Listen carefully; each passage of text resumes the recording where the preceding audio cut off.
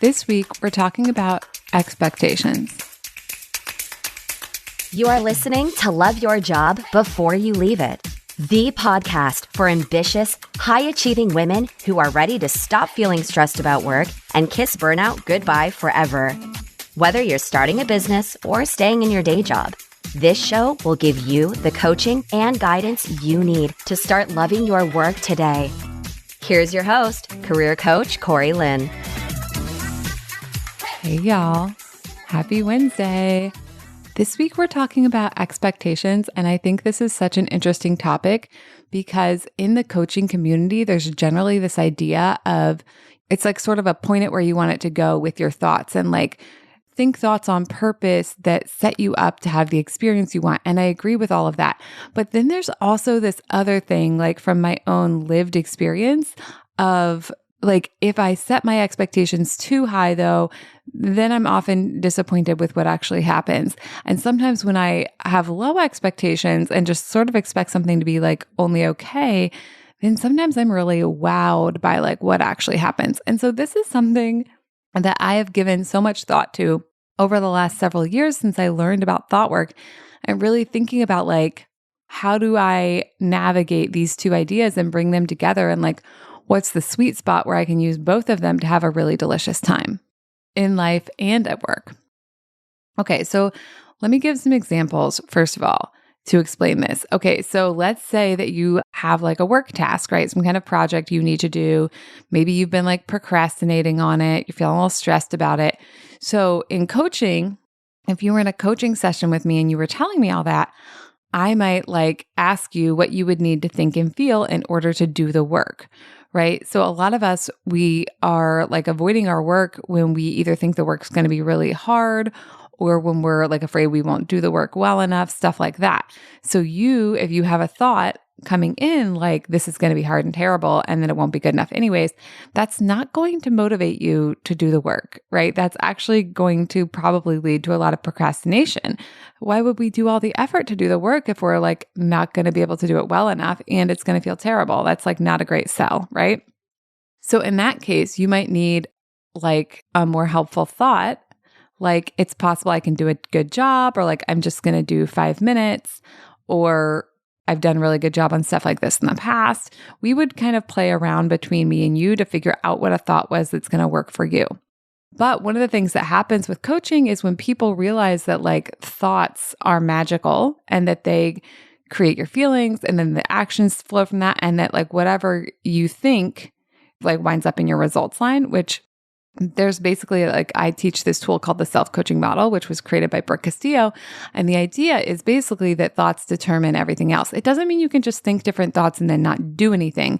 It's about when you think a certain set of thoughts, like what those generate both in your emotions and in your actions, and then the results of those actions. So a lot of times people want to put like really, yummy, delicious, luxurious, like 12 out of 10 things like in the thoughts to kind of create that. But again, something I've observed in my life is like, if I think like a party is going to be amazing, it's just gonna be like so amazing. A lot of times I go and then I'm like, actually, it was okay, but like it wasn't as amazing as my brain thought it would be. So this is really interesting, right? If our thoughts create our results, why does that happen? And here's my take on that. I think it comes down to a few things. Thing one is, a lot of times when we have thoughts like that something's going to be amazing and then it's not, first of all, we're expecting like the thing to happen to us, right? The party's going to be amazing, which is really different than like, I'm going to make the party amazing, or I'm going to make sure I have an amazing time at the party. So a thought that's really useful is useful because of how we feel when we think it, and also what we do when we think it and what we don't do. And that's what, again, creates those results. Whereas sometimes we have thoughts that sound really powerful and sound really positive, but they're not centering us and our power and what we can create for ourselves. If I keep telling myself the party's going to be so amazing, then the party is what has to deliver the amazingness. If I tell myself like, I'm going to ensure that I have an amazing time at the party, then I'm going to deliver the amazingness. So then I need to think about like generating that feeling of like, oh, I'm going to have so much fun because I'm going to make it so much fun versus like the party's going to be so much fun. And then I'm like waiting for the fun to be delivered like it's a pizza. When we expect the party to be the source of the fun, then we're just like looking at the party like, okay, are you like, where's the fun part? Where is it? Whereas when we design our thoughts in ways that center our capacity to create what we want to have in our lives, then, I mean, first of all, listen, it's like less comfortable because then we're on the hook, but it also gives us so much more power and so much more of an ability to actually create what we want versus, again, like waiting for it to be delivered like a pizza.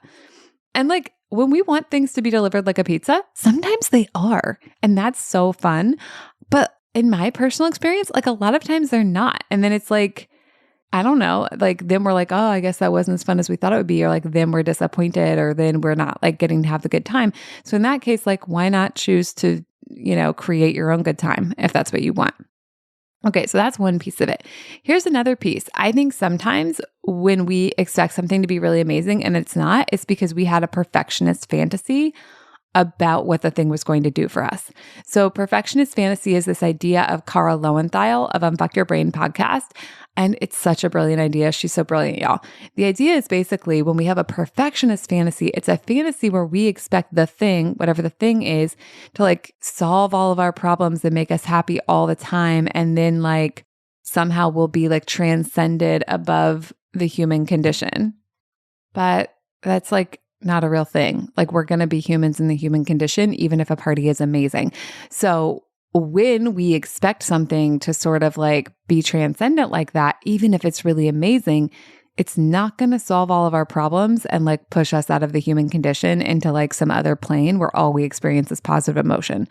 So a lot of times I think it's like we think we're thinking useful thoughts or like being oriented towards where we want to go when we think something's going to be so amazing, but we need to be a little bit mindful that we can have a satisfying as fuck life and career, and we're still going to be humans in that, which means some days we're like not going to sleep well, and we're going to like be a little bit grumpy, and we're going to have the full spectrum of human emotion. And that doesn't mean that anything has gone wrong.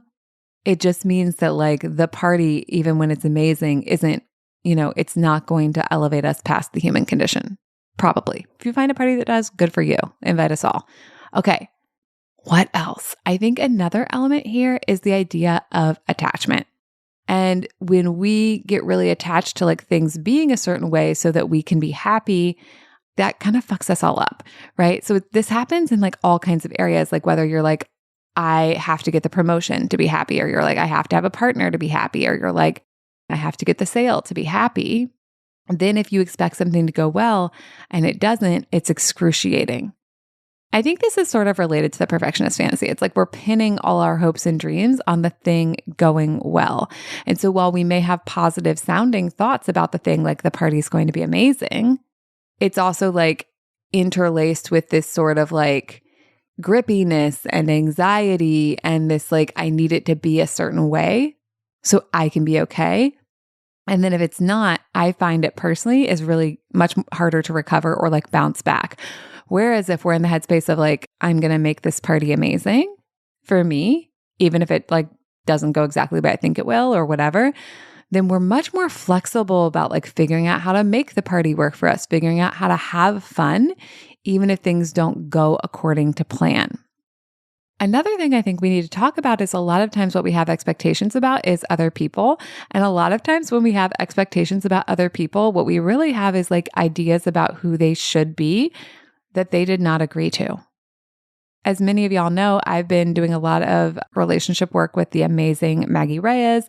Alex and I have also been going to couples therapy because she really likes the therapy model. And so I was like, I want to hire this coach. And she was like, I want to hire this therapist. And we're like the kind of people who are like, let's do both. Like, this will be fun, right? And so we're doing both. And it is fun. And it also is like bringing up all this interesting stuff, right? Like so many of us with our socialization, we have ideas about who other people should be and how they should behave. And this happens in, romantic relationships like mine and Alex, but it also happens in work relationships. We have ideas about how our colleagues should be. We have ideas about how bosses should be. We have ideas about how leadership should be. We have ideas about how companies should be. We have ideas about how our clients should be. you know? And if you're a parent, you have ideas about how your kids should be. You probably also have ideas about how your own parents should be. These are expectations. And a lot of times, like, we're not even aware of them. They may be hidden from us. And again, some of them may sound positive, the same way that like the party's going to be amazing sounds positive. But then like, what are they actually doing for you? How are they actually working? Are they allowing you to show up in the way that you want and create the life you want, no matter what everyone else is doing? Or are they really setting you up to be disappointed unless everyone else does exactly the things you think they should? Your expectations are not an agreement with anyone else. Unless you have actually made an agreement, then you have an agreement. But a lot of us, we have expectations and like sometimes we're not even aware of them. So we're just like carrying around all these expectations about how people should be. And then they're not, because they have free will and their own socialization and their own desires and drives. And then they're doing all this other shit. And then we're like crushed about it. And listen, there's nothing wrong with feeling some negative emotion about that or anything else. But I think it's going to be so useful for you if you understand why that's happening and that you have so many choices and so much available to you. And you can have a satisfying as fuck life and career, even when other people are doing shit you don't want them to do. And that's great because in a world of like 8 billion people, a lot of them are not going to behave according to the expectations you would like them to behave according to. Okay, so let's review.